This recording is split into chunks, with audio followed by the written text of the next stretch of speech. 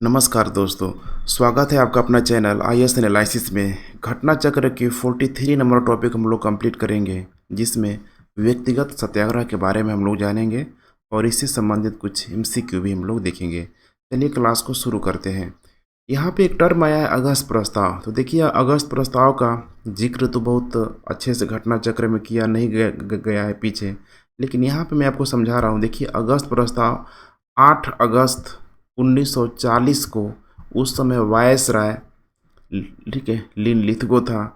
क्योंकि उस समय अगर देखा जाए यहाँ पे, ठीक है, तो 1939 में आपको ध्यान होगा कि सेकेंड वर्ल्ड वार यहाँ पे शुरू हो चुका था।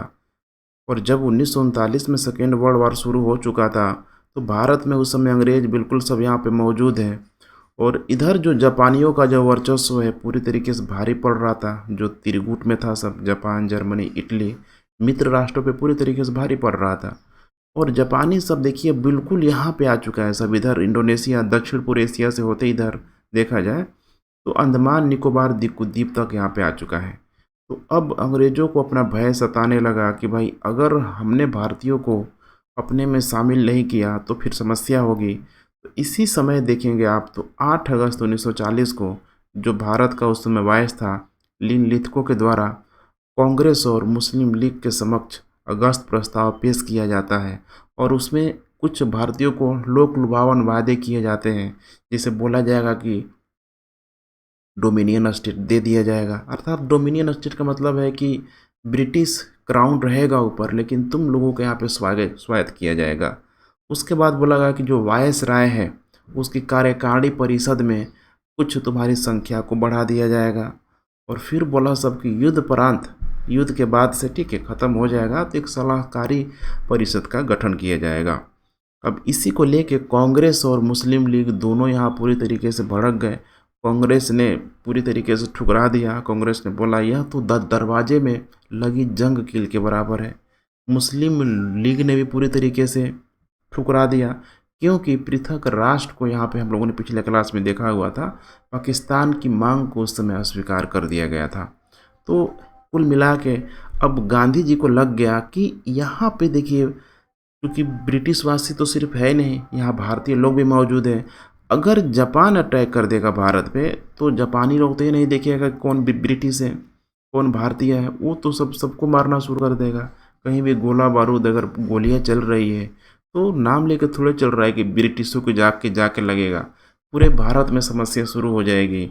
अब यहाँ पे गांधी जी के द्वारा बोला गया कि हम व्यक्तिगत सत्याग्रह अब हर एक व्यक्ति को करना पड़ेगा। अभी तक तो एज ए लीडरशिप भाई हमने असहयोग आंदोलन चलाया, सभी ने अवज्ञा आंदोलन चलाया, लेकिन यहाँ पे हर एक व्यक्ति को सत्याग्रही बनना पड़ेगा। क्योंकि यहाँ पे जैसे ही अगर हम लोग आंदोलन करेंगे, अंग्रेज तो बिल्कुल यहाँ पे, ठीक है, खूंखार एक तरीके से हो चुका है। सारे ही नेताओं को यहाँ पे जेल में डाल दिया जाएगा। तो प्रति व्यक्ति को सामने आना पड़ेगा और अंग्रेजों का यहाँ पूरे तरीके से विरोध करना पड़ेगा। यही है अगस्त प्रस्ताव। अब देखिए इसको पूरी तरह मुस्लिम लीग ने और कांग्रेस ने अस्वीकार कर दिया।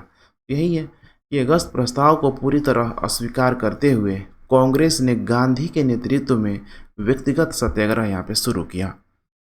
यह सत्याग्रह ब्रिटिश सरकार की भारत नीति के प्रति नैतिक विरोध की प्रतीकात्मक अभिव्यक्ति थी। व्यक्तिगत सत्याग्रह की शुरुआत 17 अक्टूबर 1940 को हुई और इसके विनोदा भावे प्रथम सत्याग्रही बने तथा पंडित जवाहरलाल नेहरू दूसरे। अब पंडित जवाहरलाल नेहरू ने इसी समय दिल्ली चलो का नारा भी दिया। तीसरा भी पूछ सकता है कि तीसरा सत्याग्रही कौन बने। उनका नाम था ब्रह्मा दत्त, ध्यान रखिएगा, उनका नाम था ब्रह्मा दत्त। तो सर्वोदय शब्द का प्रयोग सर्वप्रथम महात्मा गांधी के द्वारा किया गया। विनोदा भावे द्वारा गांधी के आदर्शों को प्रचार करने के लिए सर्वोदय समाज की स्थापना की गई। अब कुछ ज़्यादा प्रश्न है नहीं, ठीक है। पहला प्रश्न, महात्मा गांधी द्वारा व्यक्तिगत सत्याग्रह आंदोलन के लिए प्रथम सत्याग्रही यहाँ पे कौन चुना गया? तो प्रथम सत्याग्रही जो चुना गया विनोबा, ठीक है, भावे यहाँ पे चुने गए। अगस्त प्रस्ताव को पूरी तरह स्वीकार करते हुए कांग्रेस ने गांधी जी के नेतृत्व में व्यक्तिगत सत्याग्रह शुरू किया। यह सत्याग्रह ब्रिटिश सरकार की भारत नीति के प्रति नैतिक विरोध की प्रतीकात्मक अभिव्यक्ति थी। व्यक्तिगत सत्याग्रह की शुरुआत 17 अक्टूबर 1940 को हुई। विनोबा भावे प्रथम सत्याग्रही थे तथा पंडित जवाहरलाल नेहरू दूसरे। क्वेश्चन नंबर 2, व्यक्तिगत सत्याग्रह आंदोलन के प्रधान सत्याग्रही यहाँ पे कौन थे? तो प्रधान जो सत्याग्रही थे विनोबा भावे थे, ध्यान रखिएगा। व्यक्तिगत सत्याग्रह किसने आरंभ किया हुआ था? व्यक्तिगत सत्याग्रह जो आरंभ किया था विनोबा भावे के द्वारा किया गया था।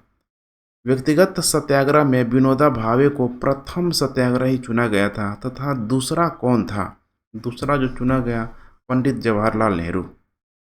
नेक्स्ट, सर्वोदय शब्द का प्रयोग सर्वप्रथम किसने किया था? सर्वोदय शब्द का सर्वप्रथम जो प्रयोग किया महात्मा गांधी के द्वारा किया गया था।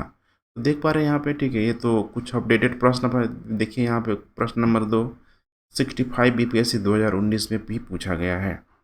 पूरी तरीके से हम लोग अपडेटेड है, ठीक है। 2020 तक का जो आ चुका है, मतलब 2021 तक का जो घटना चक्र है यहाँ पे हम लोग पूरा हम लोग देख रहे हैं। ठीक है फ्रेंड्स, कल हम लोग बात करेंगे क्रिप्स मिशन की। Thanks for watching. जय हिंद।